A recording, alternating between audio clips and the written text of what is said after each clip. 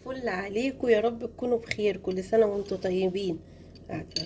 شايفين بقى هنعمل النهاردة احلى طحينة في البيت، واجمل طحينة، واحلى كمان من بره. انا عملتها قبل كده معاكم في لايف وعملتها كتير، فقلت ان انا احب ان انا اجربها معاكم. تعملوها للسحور للسحور، تتحط على طبق الفول، تبقى جميلة وطازة وحلوة. تعملوها في المشويات، مع المشويات. شايفين السمك بتاعها عامل ازاي؟ دي لسه سخنه، يعني لسه طالعه من الخلاط. لما تبرد هتتقل وهتدينا معانا السمك الكويس. نعبيها ببطرمان ونحفظها. ويلا بينا نبدا الفيديو. يلا بينا نعمل الطحينه، احلى طحينه وسهله. هنحط نص كوبايه سمسم محمص، ونص كوبايه سمسم ابيض، مع نص كوبايه سوداني، مع كوباية دقيق كده. دي كوباية دقيق، يعني نصين من المعيار ده. ممكن تعايروا بأي كوباية مطبخ عندكم، متتعبوش نفسكم، بس الكوباية اللي هتعملوا بيها هي اللي تكملوا بيها الوصفات. ونديهم تقليبة كده حلوة على النار، يسخنوا بس معايا، ونكمل بقية الوصفة مع بعض. بكده بقى انا هطفي عليه. ليه؟ عشان انا دفيتهم بس اهو. بصوا ايدي فيه واخد يعني دفى بسيط كده، او سخونه بسيطه قوي اهو. انا بمسكه حتى بايدي. هطفي عليه ويلا بينا نروح على الخطوه التانية. اهو بقى كده احنا رفعناه من على النار. هنركنه كده على جنب، ونجهز معانا شفشق الخلاط. هنحط فيه ادي واحد زيت بنفس الكوبايه اللي احنا عملنا بيها المعيار بتاعنا، ما غيرناهوش. وادي التانية بتاعتنا اهي، حطيناها في الشفشق. نقفل الشفشق بقى ونضربها ضرب كويس جدا اهو كده. هنبدأ نضرب.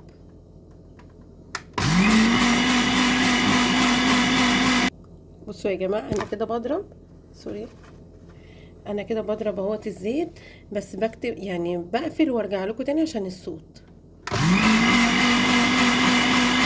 نرجع تاني للحاجات بتاعتنا، السوداني والسمسم والدقيق.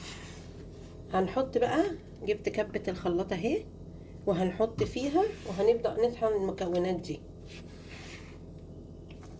وبرضو بضرب الزيت، يعني هفضل اضرب فيه كده لمدة دقيقتين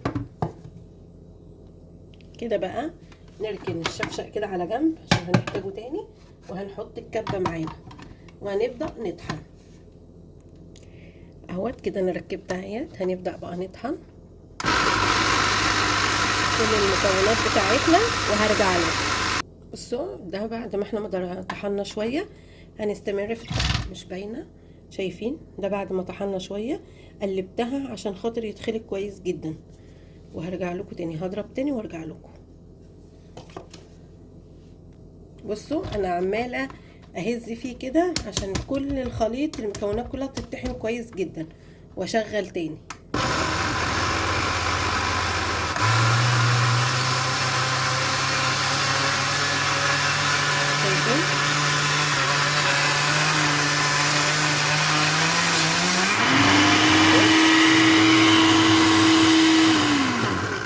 هقفل عشان الصوت قوي جدا، وهضرب وارجع لكم. بصوا يا جماعه، ما تنسوش تريحوا الخلاط، تضربوا شويه وتريحوا. بصوا الخليط ابتدى يتحول ازاي عندي، ابتدى يتحول لشكل الطحينه، شايفينها؟ هضرب تاني وارجع لكم. بصوا مسك ازاي في المطحنه.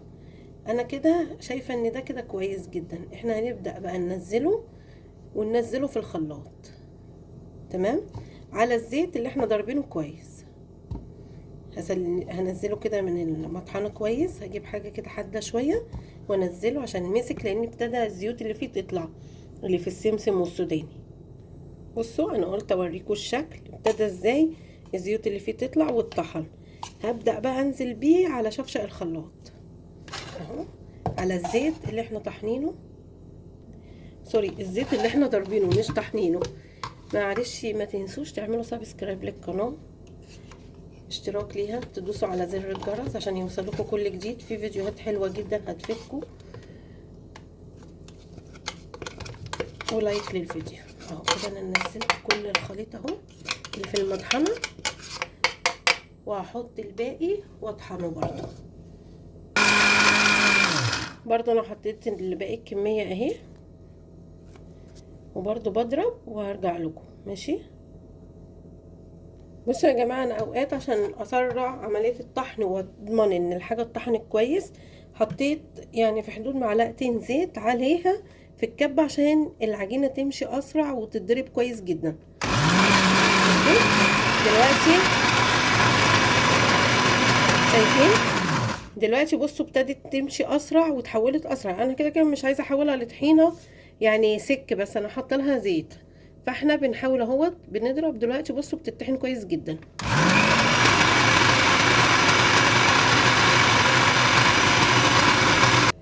وده النهائي بتاعها بعد الطحن الكويس اهوت، اوريه لكم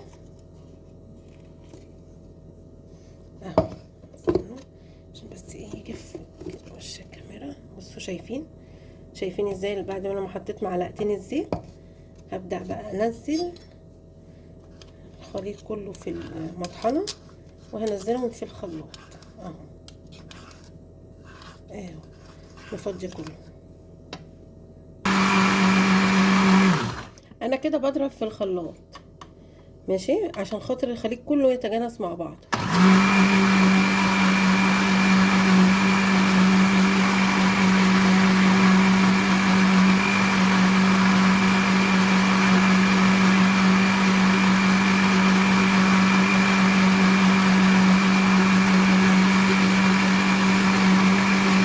بصوا بقى، انا مجهزه لكم الميزان عشان نوزن احنا عملنا قد ايه طحينه. انا عامله كميه قليله على فكره، يعتبر نص كوبايه، يعني المعيار بتاعي نص كوبايه. بصوا شايفين جمالها؟ شايفين شكل الطحينه عامله ازاي؟ يعني احلى من بره وارخص واوفر. انتوا عارفين انا عملتها ليه؟ لاني كنت عايزه اعمل فول. كل سنه وانتم طيبين، احنا صايمين صيام يونان، فما لقيتش عندي طحينه، قمت عملتها على طول ووفرنا وعملنا حاجه نظيفه في البيت.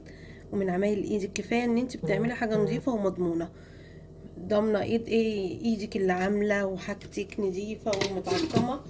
يا رب لو عجبكم الفيديو يا ريت تعملوا اشتراك للقناه وتعليق حلو منكم تدعموني بيه وتشجعوني ان انا استمر.